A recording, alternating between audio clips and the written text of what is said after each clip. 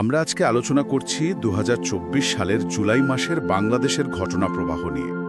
আমাদের আলোচনার ভিত্তি একটা উৎস, শিরোনাম জুলাই বিপ্লব ২০২৪, দ্বিতীয় গণ অভ্যুত্থানের উপাখ্যান। তো এই উৎস ধরে আমরা বোঝার চেষ্টা করব কিভাবে একটা ছাত্র আন্দোলন, মানে ছাত্রদের একটা ক্ষোভ, খুব দ্রুত একটা গণজাগরণে পরিণত হলো। শুরুটা তো ৫ই জুন, তাই না?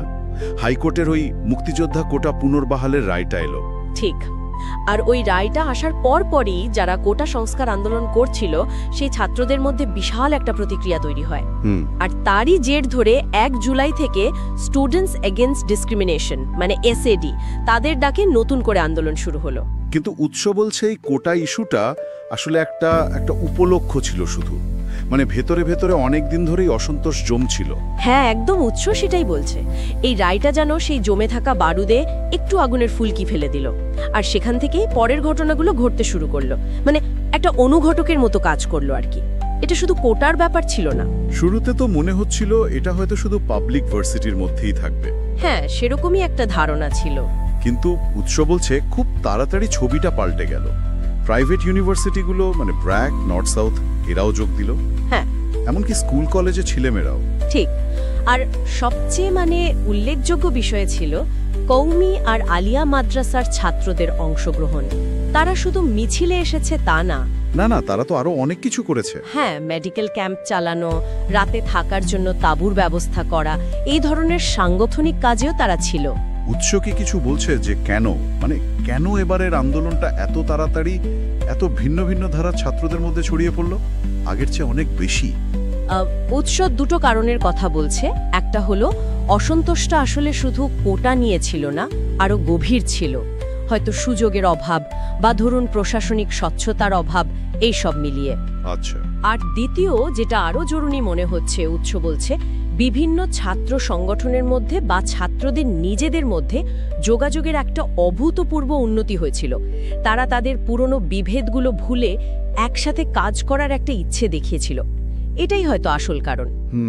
আর তার সাথে যখন সাধারণ শ্রমজীবী মানুষরাও যোগ দিল, মানে রিকশাওয়ালারা ফ্রিতে ছাত্রদের নিয়ে যাচ্ছে, দিনমজুররা খাবার দিচ্ছে, গার্মেন্টস শ্রমিকরাও তো সংহতি জানিয়েছিল। হ্যাঁ, তখন তো আন্দোলনের ভিত্তিটা অনেক বেড়ে গেল, অনেক মজবুত হলো। আর নারীদের ভূমিকা, উৎস কি বলছে এই ব্যাপারে? নারীদের অংশগ্রহণটা বেশ চোখে পড়ার মতো ছিল আর খুব সংগঠিত। আর ঢাকা ইউনিভার্সিটির সিনথিয়া আয়েশা, তিনি তো এসএডিআই-এর একজন মুখপাত্রই ছিলেন। তার নেতৃত্বে একটা নারী ইউনিট তৈরি হয়েছিল। তারা logistics, first aid, media handling এই কাজগুলো দেখছিল। আর শুধু ঢাকা বিশ্ববিদ্যালয় না, বিভিন্ন জায়গা থেকে মেয়েরা এসছে। অনেকে হিজাব বা বোরকা পরেও কিন্তু সাহসের সাথে রাস্তায় নেমেছে। হ্যাঁ, একটা ভিডিও তো খুব ভাইরাল হয়েছিল, এক ছাত্রীর কান্নারত আবেদন। হ্যাঁ, আমি চাই আমার ভাইকে যেন গুলি না করা হয়। এটা অনেকের মনে খুব নাড়া দিয়েছিল। উৎস বলছে নারীদের এই সক্রিয় উপস্থিতি আন্দোলনের গ্রহণযোগ্যতাও বাড়িয়েছে, আবার এর ব্যাপ্তিও বাড়িয়েছে। মিডিয়ার ভূমিকা নিয়েও তো উৎস বেশ কিছু কথা বলেছে। একদিকে দেশের প্রধান মিডিয়াগুলো একটু চুপ ছিল শুরুতে, বা খুব নিয়ন্ত্রিত খবর দিচ্ছিল। হ্যাঁ, একটা নীরবতা ছিল বা সেন্সরশিপের মতো।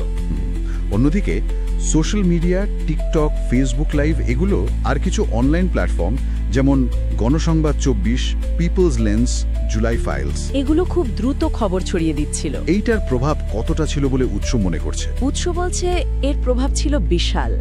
এই যে বিকল্প মিডিয়াগুলো, এগুলো শুধু দেশের ভেতরে না, আন্তর্জাতিক পর্যায়েও কিন্তু ঘটনাটা পৌঁছে দিতে বড় ভূমিকা রেখেছে। আর সে কারণেই তো অ্যামনেস্টি ইন্টারন্যাশনাল, জাতিসংঘের মানবাধিকার অফিস এরা এত তাড়াতাড়ি প্রতিক্রিয়া দিল।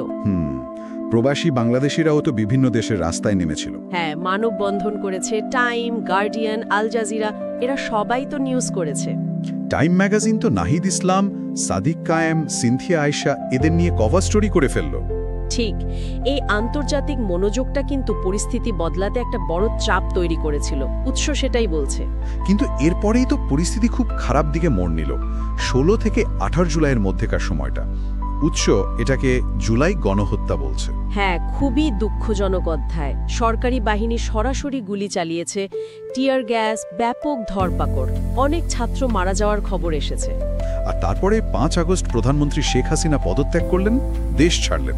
৭ আগস্ট ডক্টর মোহাম্মদ ইউনূসের নেতৃত্বে অন্তর্বর্তী সরকার এলো। এত দ্রুত যে পট পরিবর্তন হলো, উৎস কি এর কোনো ব্যাখ্যা দিচ্ছে? উৎস আসলে কয়েকটা জিনিসের মিলিত প্রভাবের কথা বলছে। 1, ছাত্রদের ওই অবিশ্বাস্য রকমের দৃঢ়তা আর ত্যাগ। 2, সাধারণ মানুষের ওই যে স্বতঃস্ফূর্ত সমর্থন। 3, আন্তর্জাতিক মিডিয়া আর সংস্থাগুলোর চাপ। আর এর সাথে উৎস এটাও ইঙ্গিত করছে যে হয়তো সরকারের ভেতরেও একটা সমন্বয়হীনতা ছিল, বা তারা পরিস্থিতির ভয়াবহতা ঠিক বুঝতে পারেনি। সবকিছু মিলিয়েই আসলে এত দ্রুত পতনটা ঘটল। হ্যাঁ, সব মিলিয়েই এত অল্প সময়ে এত বড় একটা পরিবর্তন। এই পালাবদলের পর কিছু পদক্ষেপের কথাও উৎস উল্লেখ করেছে, যেমন সংবিধান সংসদের কমিটি গঠন করা হয়েছে। হ্যাঁ, কোটা সংস্কার কমিশনও তৈরি হয়েছে। আর ছাত্র সংসদ নির্বাচন, যেটা অনেকদিন ধরে বন্ধ ছিল, সেটাও আবার চালু করার সিদ্ধান্ত হয়েছে। সাদার ওপর সবুজ রেখা নামে একটা জাতীয় সংলাপেরও উদ্যোগ নেওয়া হয়েছে। আর আন্দোলনের কয়েকজন তরুণ নেতা, নাহিদ ইসলাম, সিনথিয়া আয়েশা, সাদিক কায়েম, এরা তো অন্তর্বর্তী সরকারের উপদেষ্টাও হয়েছেন।